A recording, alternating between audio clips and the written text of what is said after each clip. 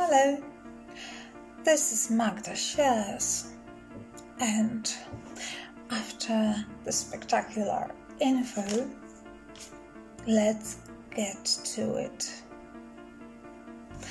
I told you something that may shock somebody, something that may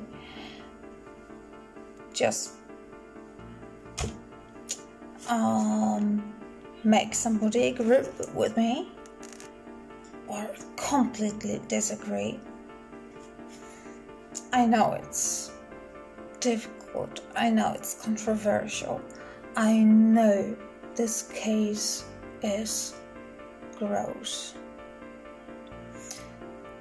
The Watts case, widely covered. I come back to it. I mean, I'm covering it for the first time, but I come back to it in the sense that it was spoken about for so many times that I believe you all know what happened and what's happening to Chris Watts now. If not, I will tell you. If you do, I hope you will join the discussion, because this case is not black and white. This case is not clear to me. I will try to prove to you why. And at the beginning, a disclaimer: I am not in favor of Chris Watts. I am not by any means trying to prove he's innocent. No way. He belongs to prison. He belongs there for the rest of his life. And I also believe that his sentence is not strict enough. So this is not about him being guilty or not guilty. It's about the circumstances of the case. Okay. I will definitely not tell you all about it in one video, because there is plenty to talk about. But I will start with a timeline, and later I will tell you about all my doubts, all my opinions about it, and some shadows of a doubt.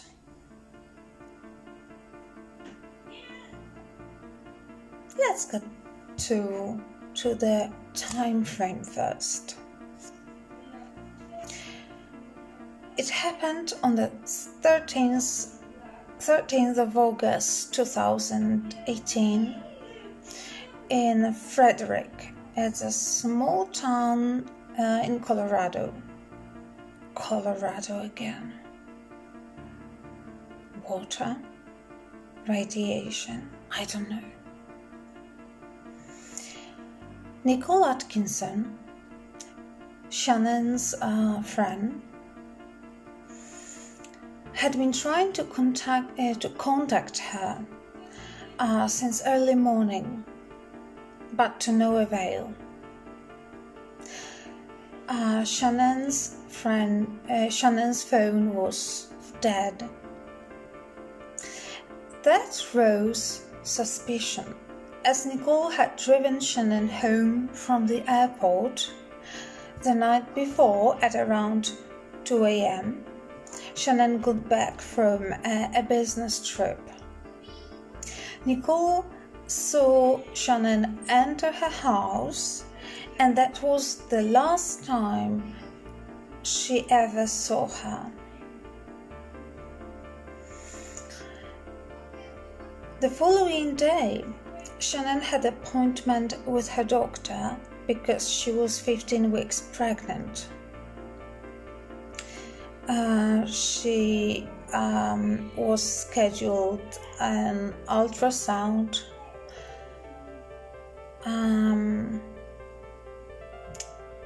but she never showed up at the doctor's. To Nicole's dismay, who examined the Watts house from the outside, Shannon's car was in the garage. Shannon's shoes were inside the house. And there were no signs of anyone inside. As we know, Shannon had two girls, Cece and Bella. Bella was 4 and Cece was 3.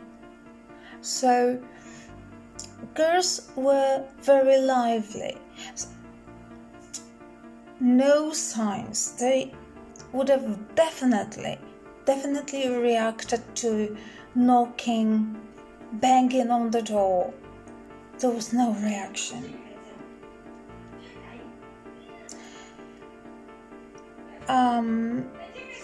Nicole called Chris, Shannon's husband,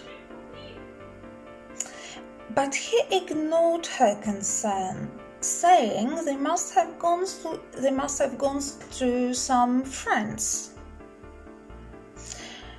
Nicole was very persistent, and that persistence possibly changed the course of events. Bless Nicole Atkinson. I admire that woman. She is a fighter. She was a fighter for Shannon. Now, she is a fighter for herself. I will not tell you why, but she's struggling, and she's an ultimate fighter for herself.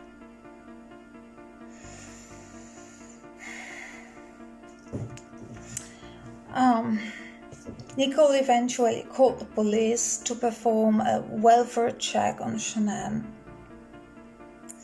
Soon after, a policeman arrived, looked around the house, banged on every door, every window, but there was no answer.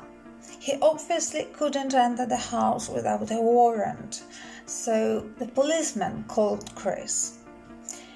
And now Chris was more cooperative and said he would be in a few minutes.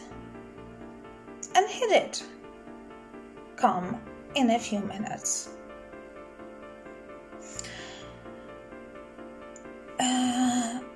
Just as he came, his demeanor was quite suspicious. He didn't acknowledge Nicole at all. So just imagine, his wife is not at home. Children are not at home. Her friend was doing anything she could to somehow solve the situation, to somehow find out what's going on. And she just walked past her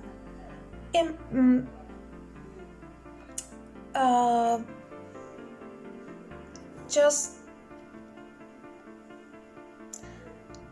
not noticing her at all. Went straight to his garage. There was a Lexus. Lexus belonged to Chanel. He opened the door of the Lexus and put something inside very quickly. We didn't know what it was. Then he went into the house, leaving everybody outside, and he kept them waiting at the doorsteps for about a minute and a half. Strange. What was he doing for a minute and a half inside the house? Eventually, he opened the door and everybody walked in.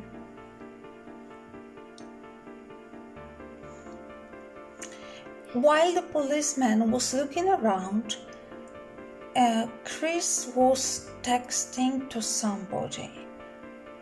Actually, he was texting all the time. So he was quite disconnected from the situation. Nicole was looking everywhere. The policeman was looking around, trying to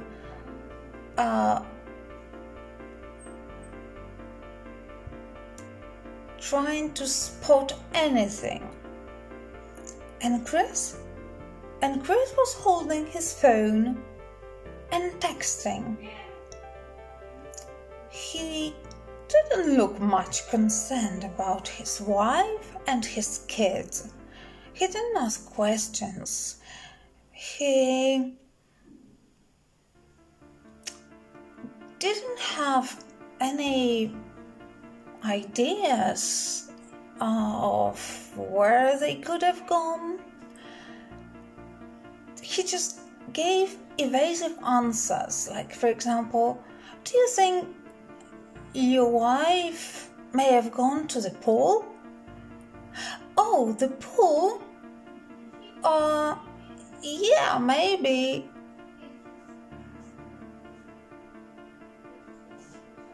Yes. Really? You haven't thought of that yet?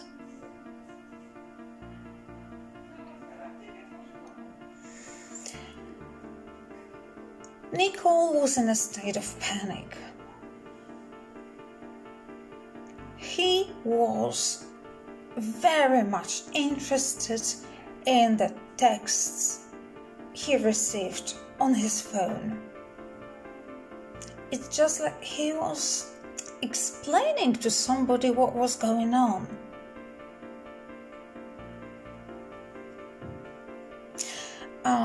He also admitted that his marriage was falling apart and that they were in separation.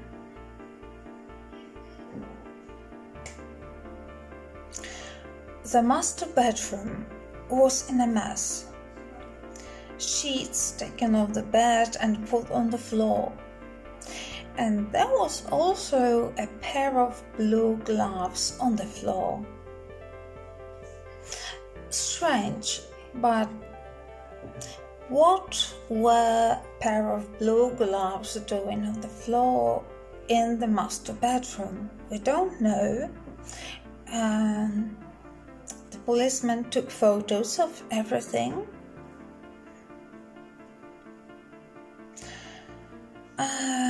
The policeman took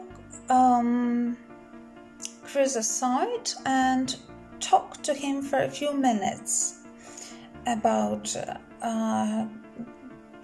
where Shannon could have gone and so on. Chris made a lot of gestures, like, I don't know where my wife is, but because the door was closed from the inside, so I think someone came and took her somewhere, because she's not here, but I don't know where she went. So she was trying to compensate his lack of knowledge with his gestures, to make sure that the policeman understood what he was saying. Look how artificial it looks when I'm trying to talk to you, making lots of gestures to convey my message.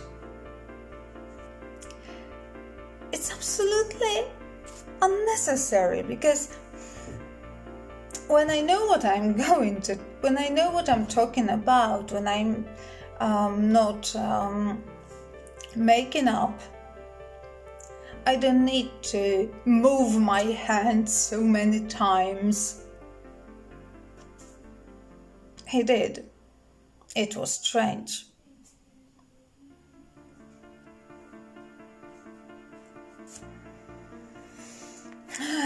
Things got worse when all the documents, medications, car keys were found in the house. And that's ultimately changed the story. She couldn't have left the house. Not voluntarily.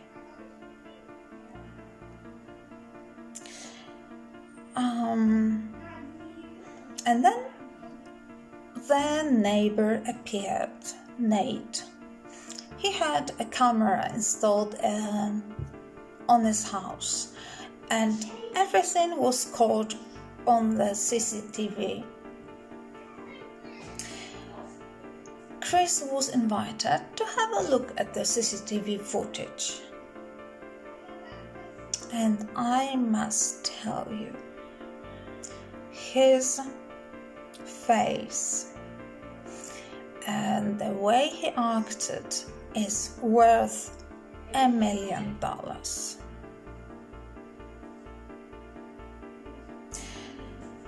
The CCTV footage showed Chris back in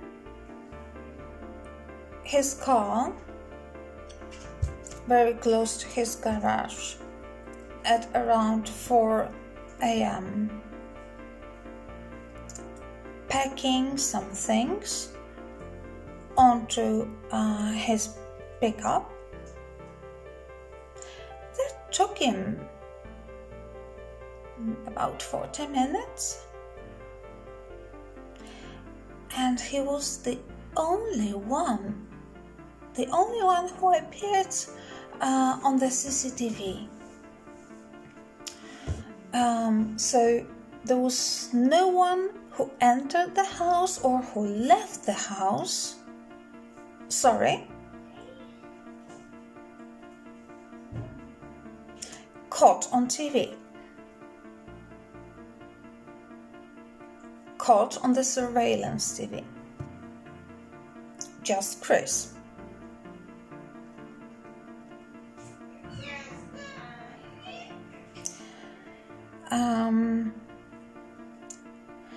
At one point, we can see a shadow of a small child approaching Chris, and we can see Chris bent over, pick up the child and put him or her into his pickup. Then they drove away. When I said that there was no one else caught on the CCTV,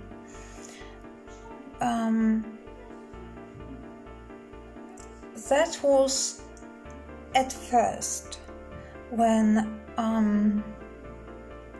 for a long time everybody thought that it was only Chris. But later it was the footage was investigated closer, and all of a sudden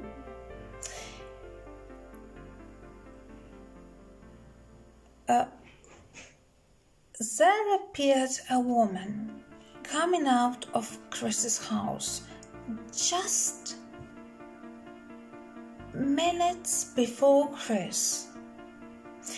Now, I say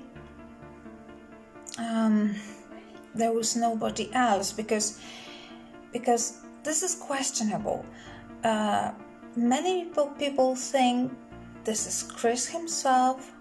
Many people think this is a woman. Due to the fact that adding some filters and enhancing the picture, we can see a ponytail, and the silhouette of this person is different, very much like a woman. So I support the idea. When I look at the surveillance footage, when I look at it, I support the idea that this is not Chris Watts. So somebody, like a female, walked out of Chris's house, and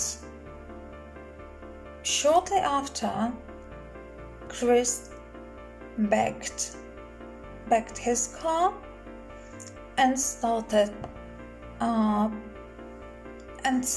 packing it with some stuff. I also believe that he picked up only one girl.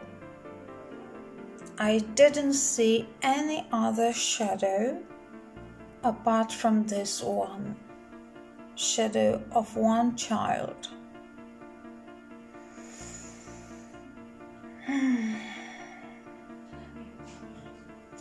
Now, it does make sense. I will talk about it later. Why only one shadow? It makes sense. And not two girls. Why just one?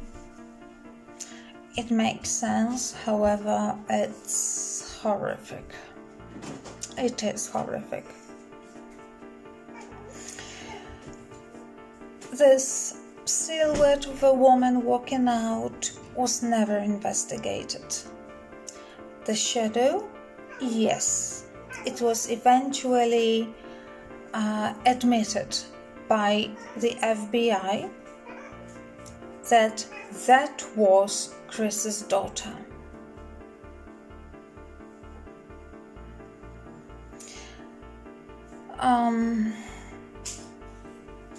When Chris was watching the footage, he was again texting somebody. He was agitated, he couldn't stand still. He was rocking from side to side, speaking incomprehensibly, not to the point. Even the neighbor noticed Scott's demeanor was out of character. Very strange, because Chris was a quiet person, standoffish, but not the day when he was watching this footage. From that time, the police considered him the main suspect in this case. Okay. In the next episode, I will tell you why I think he had only one girl in his car and what happened to the bodies. What happened in the house. Thank you so much for watching. Bye.